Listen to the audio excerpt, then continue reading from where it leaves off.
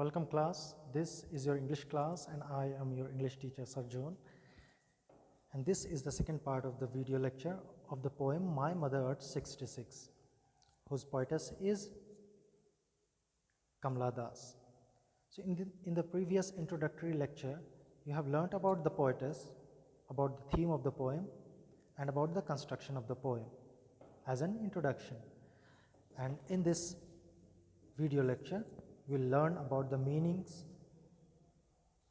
and the explanation and the paraphrasing of the poem line by line.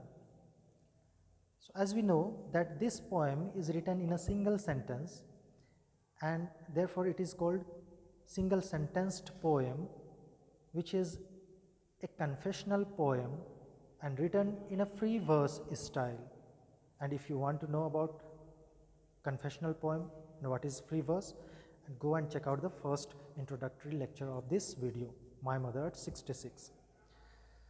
So let us read the poem and learn about the meanings line by line. So driving from my parents' home to Cochin last Friday morning, I saw my mother beside me. अब ये जो poetess है कमला दास अपने parents के घर आई हुई हैं और अपने पेरेंट्स के घर से अब इनका जाने का समय हो चुका है। ये कोचीन से लास्ट फ्राइडे मॉर्निंग निकल चुकी हैं और अपने बगल में अपनी माँ को देखती हैं और उनकी माँ का जो एक्सप्रेशन है वो कैसा है? Dodge open mouth, her face ashen like that of a corpse, and realized with pain that she was as old as she looked, but soon उनकी माँ बूढ़ी हो चुकी हैं, 66 ईयर्स ओल्ड हैं, थकी हुई हैं, डॉज कर रही हैं जैसे कि आधे नींद में कोई व्यक्ति है और उनका मुंह खुला हुआ है, उनका चेहरा ऐसे दिखाई दे रहा है जैसे कि राख का जो रंग होता है बेरंग होता है और suppose it is like a dead body, शांत। लेकिन उनके चेहरे में एक दर्द भी है क्योंकि वो बूढ़ी होती जा रही हैं और आज समय है कि उनकी बेटी उनसे दूर जा रही है, कहीं दूर। उस चीज़ का दर्द उनके चेहरे पर दिखाई दे रहा है। And looked out at young trees sprinting, इसीलिए कमला दास अपनी माँ को कुछ देर देखने के बाद ये जो दृश्य है उनको अच्छा नहीं लगता है। वो खिड़की से बाहर की तरफ देखती हैं और खिड़की के बाहर उनको क्या दिखाई देता है? ट्रीज स्प्रिंटिंग, पेड़ दौड़ रहे हैं। अगर आप किसी कार में जाते हैं, बसेस में जाते हैं और खिड़की के बाहर देखते हैं तो सड़क के किनारे जो पेड़ लगे हुए होते हैं वो आपके विपरीत दिशा में दौड़ रहे हैं ऐसा दिखाई देता है। तो उनको कहा गया ट्रीज स्प्रिंटिंग, ट्रीज दौड़ रहे हैं। The Mary children spilling out of their homes, और कुछ बच्चे हैं सड़क के किनारे घरों पर और घरों से निकल रहे हैं खेलने के लिए। स्पिलिंग आउट का मतलब है कि निकल रहे हैं, बार बार निकल रहे हैं, बार बार अंदर जा रहे हैं, बार बार निकल रहे हैं, इस तरह वो खेल रहे हैं और बहुत खुश हैं। But after the airports security check, अब इसी तरह के दृश्यों को देखते देखते एयरपोर्ट आ चुका है। एयरपोर्ट में अगर आप एंटर करेंगे तो एंटर करते ही कुछ चेक होता है, सिक्योरिटी चेक होता है। अब वो स्थान पहुंच चुकी है। Standing a few yards, airport के सिक्योरिटी चेक के होते हुए कमला दास अब एयरपोर्ट में प्लेन चढ़ने के लिए अंदर जा रही हैं और अपनी माँ को एयरपोर्ट के बाहर ही छोड़कर कुछ दूरी पर है। स्टैंडिंग अ फ्यू यार्ड्स, और कुछ दूरी से ही अपनी माँ को देखती हैं वो। I looked again at her wan pale, मैंने अपनी माँ को देखा, चेहरे का रंग पीला। It looks as if there is no blood in her body. It is almost like a dead man. क्योंकि वो बूढ़ी हो चुकी हैं, उनका चेहरा कोई रंग नहीं है, कोई चमक नहीं है उनके चेहरे पर, और वो ऐसा दिखाई दे रहा है। तुलना करती हुई कमला दास कहती हैं, as a late winter's moon, अपनी माँ के चेहरे को किस चीज़ से तुलना कर रही हैं? विंटर मून, जाड़े के समय में जो शाम को चांद दिखाई देता है, अगर आप देखेंगे, क्योंकि ज़्यादातर हम लोग जाड़े के समय में शाम होते ही घरों पर दुबक जाते हैं। शाम को अगर आप देखेंगे जाड़े के समय में, तो वो चांद बहुत धुंधला सा दिखाई देता है। मुश्किल से ही, hardly anyone can recognize that yes this is moon.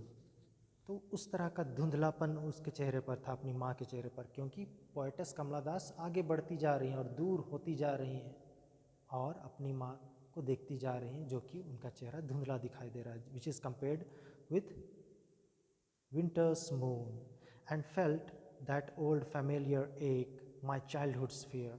अब ये जो पुराना एक दर्द और बचपन का जो डर, वो क्या है जो कि कमला दास महसूस कर रही हैं।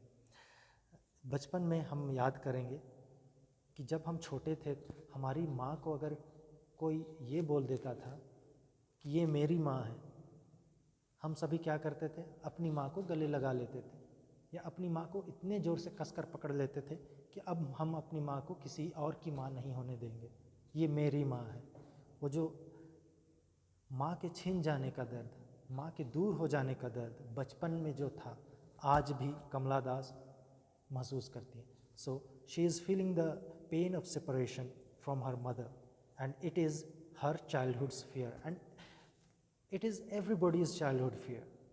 सो this was the familiar ache, ये था पुराना दर्द माँ से दूर होने का। But all I said was see you soon amma, लेकिन उस समय और कुछ नहीं बोल पाई कमला दास, बस उन्होंने इतना कहा, फिर मिलूंगी अम्मा, सी यू सून अम्मा, and I all I did was smile and smile and smile. और कुछ रिएक्शन नहीं दे पाई, बस वो कमला दास अपनी माँ को मुस्कुरा कर फाइनल बाय बोलती हैं, और यही बताती कि मैं मुस्कुराती रही, ताकि वो जो दर्द है अपने दिल का, the pain of separation from a mother, दिखाई ना दे सके उनकी माँ को, और उनकी माँ खुश रहे। और ये जो लास्ट में आप जो देख रहे हैं, ये डॉट डॉट डॉट, ये एलिप्सिस कहा जाता है अंग्रेजी में, और इसका मतलब होता है कि ये उसके पहले जो लिखे हुए वर्ड्स हैं, and smile and smile and smile, ये चलता जाएगा। इसका मतलब है कि अपनी माँ के बारे कमला दास अब भी एयरपोर्ट में जाने के बावजूद, एयरप्लेन में चढ़ने के बावजूद, जहाँ कहीं भी जा रही हैं, अपनी माँ के बारे सोचती हुई चली जाती है, और इसी को एक पोएम के रूप में आपके सामने एक्सप्रेस करती हैं Kamala Das. That is why Kamala Das is feeling whatever she is feeling deep within the heart, it is a guilt feeling of separation from a mother, and Kamala Das is sharing it with us individually, personally, and it is called a confessional poem. And since it is written in a simple sentence, it is also called a free verse. So I hope you have understood the poem, which is in a single long sentence. So this was all about the explanation of the poem My Mother at 66. So therefore it is very easy to understand, since it is in a conversational tone. Kamala Das is talking to us, telling her feelings that she is very sorry to leave her mother at her elderly age of 66. And her main concern is her mother is gradually getting older and older. She would die one day very soon, and they would never meet again in this world. So the pain of final separation of elderly mother is described in this poem in a stretch of a single sentence with some of the minute details. So this is about all. This is it. I end the lecture. Thank you very much.